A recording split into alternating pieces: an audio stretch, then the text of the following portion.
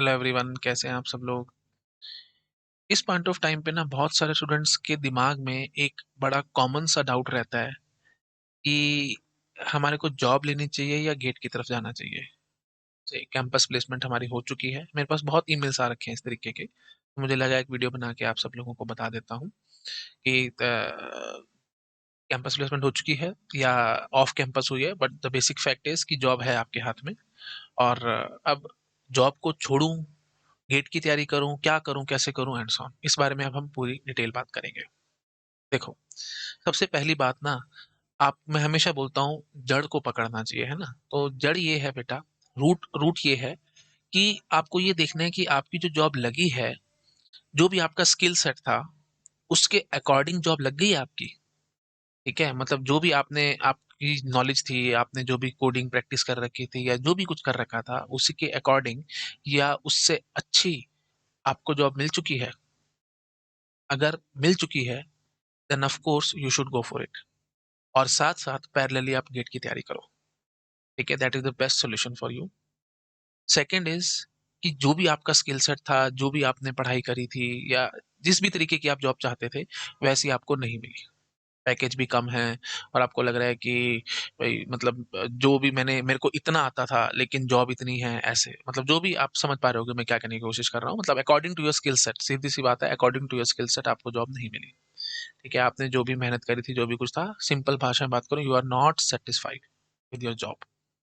तो क्या करना चाहिए? ऑफ कोर्स आप बोलोगे कि आंसर हमारे सामने है, लेकिन नहीं, यहाँ पे मैं दो पॉसिबिलिटी बोलूंगा। The very first is your foremost and the important, first most important is financial condition. अगर आपके घर की हालत ठीक नहीं है, लोन ले रखा है या जो भी है, मतलब financially you are not sound, आपको जॉब करनी पड़ेगी। हंस के रो के कैसे भी है आपको जॉब करनी पड़ेगी। ये चीज बेटा आपको माननी पड़ेगी फिलहाल। You are not like other students जो अपनी मन की कर सकें। आप फिलहाल अपने मन की नहीं कर सकते। ये रेस्ट्रिक्शन आपके ऊपर चाहते ना चाहते हुए आ चुकी है। जितनी जल्दी आप इस बात को समझ लोगे उतनी जल्दी आप सुखी हो जाओगे और मेहनत भी कर पाओगे। कोई फायदा नहीं है बेटा घर पे लड़ाई झगड़ा करने का कि नहीं नहीं मैं गेट करूंगा, मेरे दोस्त कर रहे हैं, ऐसा है वैसा है। थोड़ा सा लॉजिकली सोचो। फाइनेंशियल कंडीशंस ठीक नहीं है। जो भी चार पैसे आप कमाओगे, घर वालों की बहुत हेल्प होगी और काफी हद तक स्ट्रेस भी कम होगा। क्योंकि आप इसको दूसरे तरीके से भी देखो। अगर आप मुझसे इस बारे में बोलेंगे, लड़ाई झगड़ा करेंगे कि नहीं सर मेरे फ्रेंड्स कर रहे हैं, कोई फर्क नहीं पड़ता सर, एक साल में कुछ नहीं जा रहा मेरा, कोई हम आंधी तूफान नहीं आ जाएगा हमारे घर में, ऐसा है वैसा है। लेकिन बेटा एक बात ये सोचो, अगर बाय चांस आपका नेक्स्ट ईयर सिलेक्शन नहीं हुआ, आपने ड्रॉप भी ले लिया, अल्टीमेटली आपका क्या होगा मुझे बताना।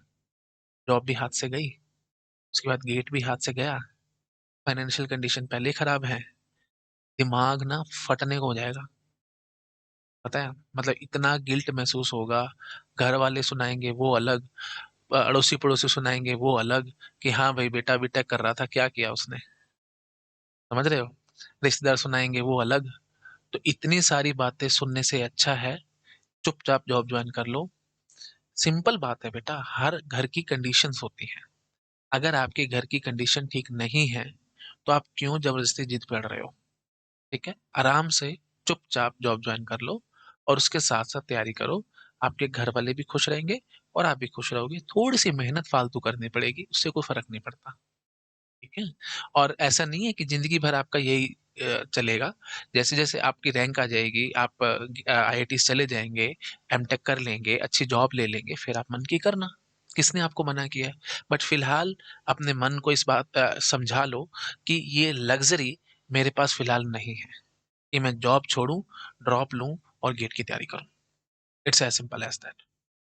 ठीक है, जितनी जल्दी आप अपने मन को समझा लोगे उतनी जल्दी आपका मन भी शांत हो जाएगा और आप अपना काम भी करना स्टार्ट कर दोगे।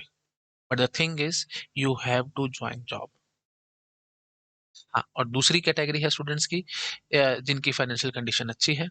तो आप लकी हैं बेटा, है ना। सब दुनिया के पास ये लग्जरी नहीं है, आप लकी हैं। और इस लक को वेस्ट मत जाने देना।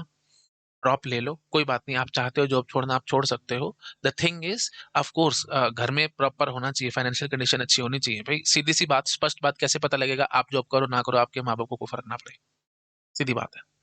अगर उनको कोई फ़र्क नहीं पड़ता, आपकी कंडीशंस एकदम फर्स्ट क्लास हैं, तो ठीक है जी, 1 साल में जो भी आपने वहाँ से अर्न करना था, कोई आपके महल तो खड़े हो नहीं जाने थे उतने पैसों में, ठीक है ना? कोई फ़र्क नहीं पड़ता, आप ड्रॉप ले सकते हो, बट मेहनत करना, पूरा ज़ोर लगाना और प्लीज़ हमेशा मन में ये बात ध्यान रखना, जो लग्ज़री आपके पास है, वो दुनिया के पास नहीं है। बहुत दुनिया ऐसी है, जो बहुत ज़्यादा काम करती है, उसके बाद भी पढ़ाई करती है और उसके बावजूद भी रैंक लाती है, बहुत कुछ करती है। हाँ, बहुत दुनिया जो बहुत मेहनत कर रही है। आपका काफ़ी कम मेहनत में काफ़ी अच्छा आउटपुट निकल सकता है, बट मेहनत करनी है, ठीक है? ऐसे नहीं कि पूरा साल गँवा दो। और मैं हमेशा आप लोगों को बताता हूँ, there are 3 pillars for the GATE exam. The very first is syllabus, second is test series, third is sorry second is PYQs and third is test series. ये इसी सीक्वेंस में चलाना है, सबसे ज़्यादा इम्पोर्टेंट है सिलेबस। सिलेबस ही नहीं किया तो फिर फ़ायदा ही क्या हुआ? दूसरा है बेटा पीवाईक्यूज़। पीवाईक्यूज़ एक शीशे की तरह होते हैं, है ना? आईना है, तुम्हारे सामने है और तुम्हारे को तुम्हारी औकात बताएँगे।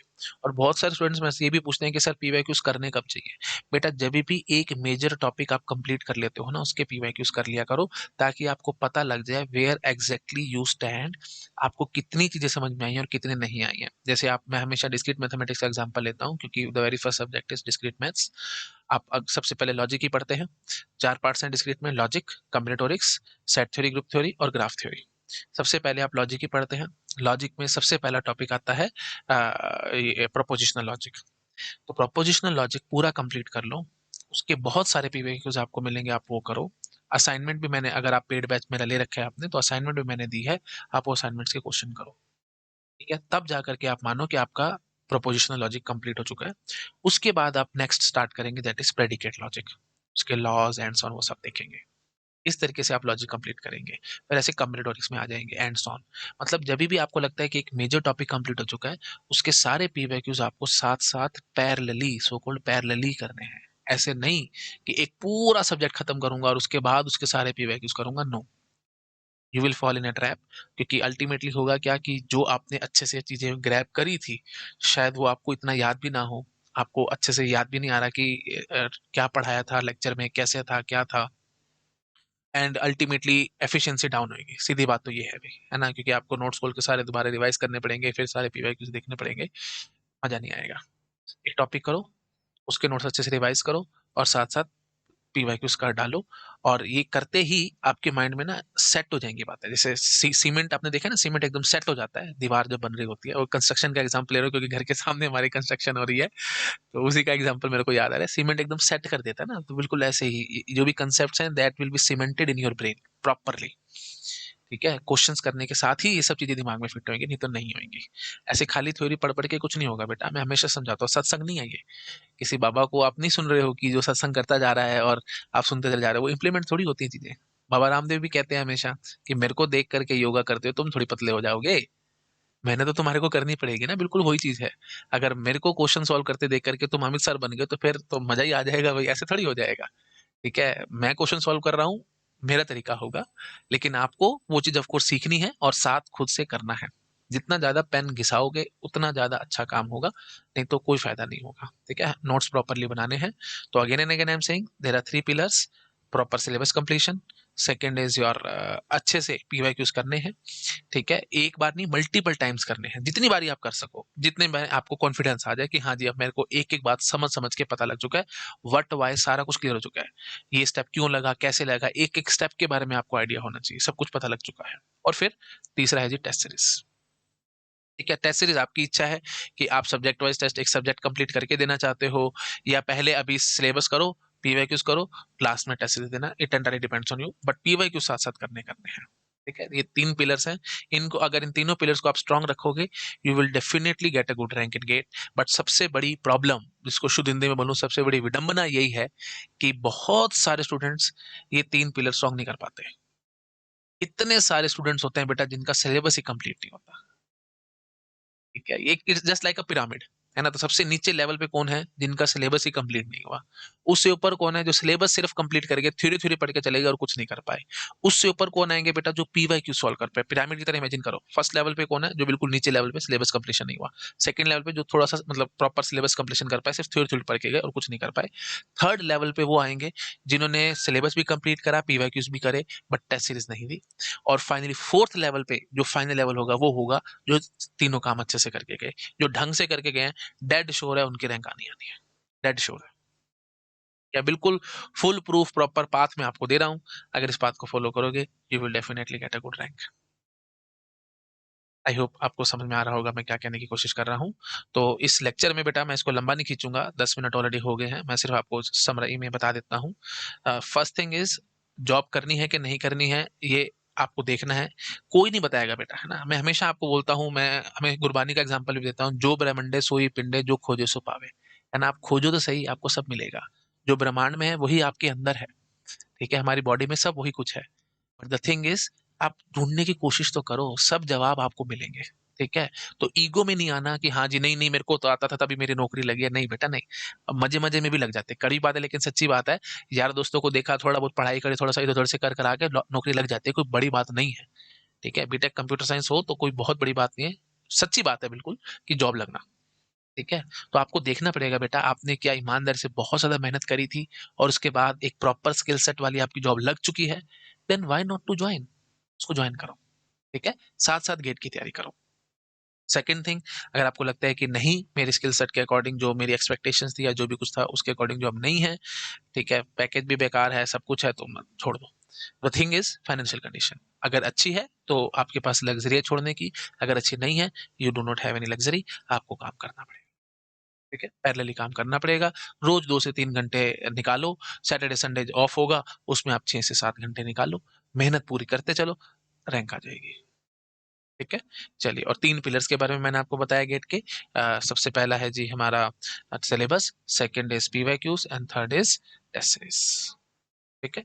चलिए, okay, thank you so much, bye bye. Video अच्छा लगा प्लीज लाइक करना, अपने फ्रेंड्स के साथ शेयर जरूर करना। जाते जाते बस मैं आपको एक बात ये भी बताता चलता हूँ, अगर आप मेरा पेड बैच लेना चाहते हैं, यू आर मोस्ट वेलकम। 555 में मैं देता हूँ पूरे 1 साल की वैलिडिटी के साथ पर कोर्स, है ना। तो बहुत कम प्राइस है, ना के बराबर है। आप ऑफ कोर्स एक आधा कोर्स लेकर के देख लो ट्रायल बेसिस पे, और मैं हमेशा बोलता हूँ 100% रिफंड है जी हमारा, है ना। मेरे को कोई फर्क नहीं पड़ना, 555 में ना तो मेरे महल खड़े होंगे, ना ही तुम्हारे गिरेंगे। अगर आपको लगता है कि हाँ जी मेरे को समझ नहीं आया, मेरे पास तो बहुत सारे स्टूडेंट्स ऐसे भी 1 महीने बाद 2 महीने बाद भी रिफंड मांग लेते हैं, मैं दे देता हूँ, मुझे कोई फर्क नहीं पड़ता। अभी हमारी कंडीशन ठीक नहीं है, ऐसा है वैसा है, मैं दे देता हूँ, ठीक है। तो अगर आपको 2 महीने बाद भी संतुष्टि ना आए कि हाँ जी नहीं जी हमारे को मजा नहीं आया, कोर्स अच्छा नहीं था, मैं रिफंड कर दूंगा। आप मेरे को बस एक ईमेल डालना, अपना गूगल पे नंबर देना, मैं आप उसी नंबर पे पैसे वापस कर दूंगा, ठीक है। इससे बड़ी बात और क्या कहूँ। और दूसरी बात, अगर आपकी फाइनेंशियल कंडीशन वीक है, आपको लगता है कि हाँ जी नहीं हमारे पास पैसे नहीं है इतने, आप मुझे ईमेल कीजिए। जो भी जेन्युइन स्टूडेंट्स होते हैं, मैं उनको फ्री ऑफ कॉस्ट भी दे देता हूँ, या जो भी वो मुझे पेमेंट करना चाहते हैं, जितनी भी आपके पास पेमेंट है आप वो मुझे दीजिए, मैं आपको कोर्स दे देता हूँ, ठीक है। तो इस तरीके से हम लोग चलते हैं भाई, कोई हमारा कोई ऐसे बिजनेस बनाने का या कोई वो एम नहीं है, ठीक है। और ना ही मेरे पास कोई टीम है, मैं अकेला आदमी हूँ। तो जो भी है जैसा है आराम से मैं धीरे धीरे सारी चीजें चला रहा हूँ, ठीक है। रिकॉर्डेड सेशंस में देता हूँ। डिस्क्रीट मैथमेटिक्स ऑलरेडी कंप्लीटेड है, टीओसी ऑलरेडी कंप्लीटेड है, और डिजिटल अभी चल रहा है। तो आई होप 22 ऑफ मार्च तक वो भी कंप्लीट हो जाएगा, ठीक है। चलिए, ओके, ठीक है, thank you so much, bye bye.